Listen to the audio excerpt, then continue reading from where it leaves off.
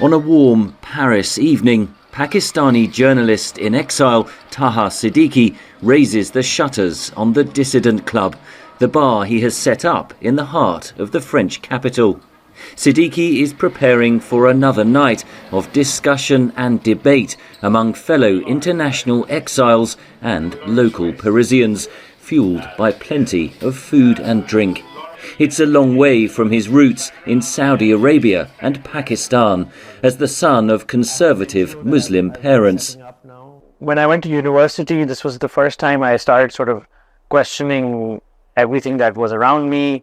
He had originally planned to study business in Karachi, Pakistan, but a chance encounter with journalists set him on a different path. I realized that, there is this way of asking questions, of this method of asking questions, which is journalism. From 2008, he began reporting from Pakistan for international media on rights abuses and state and military officials.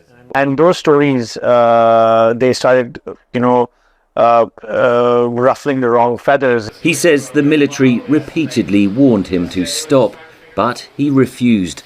And in January 2018, while travelling to the airport, Siddiqui's life would change forever. Armed assailants forced his taxi to stop and dragged him into a vehicle. Siddiqui thought he would be locked up in a secret jail or possibly killed.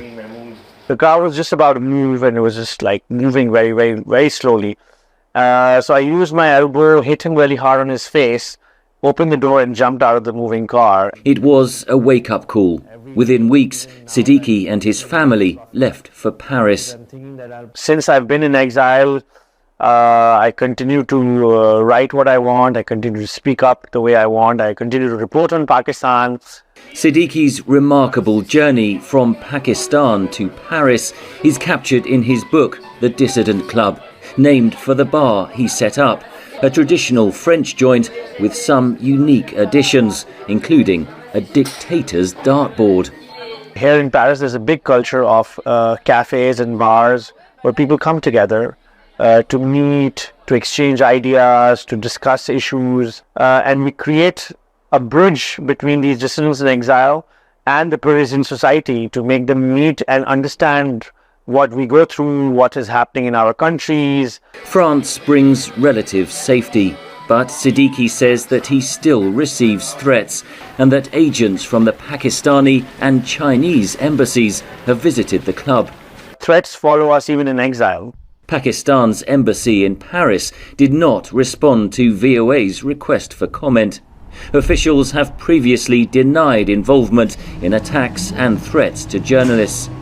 Not far from Siddiqui's club is the headquarters of Reporters Without Borders, a media watchdog all too aware of the dangers for exiled journalists.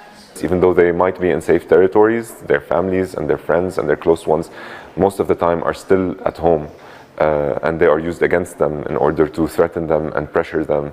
Authoritarian regimes seem to use the same tactics, says Siddiqui. So we're like, if they are collaborating and using the same playbook, so we should, on the other hand, activists, journalists, artists, academics should get together and fight back together. An exiled journalist, a proud dissident, striving to uphold press freedom. Henry Ridgwell for VOA News, Paris.